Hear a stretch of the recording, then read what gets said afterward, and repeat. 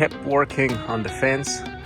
Also, the pool people came over, installed all their equipment, the pumps, and they also worked on the plumbing side. So that's why we also took a break on the fence side, so that we didn't bump into each other. So we let plumbers finish the work on the swimming pool or continue working on it. But we were also able to finish the siding on this wall and prepare for painting. We finished the sheetrock inside, and we're gonna continue priming during the coming week. Thank you for watching, and we'll see you next week.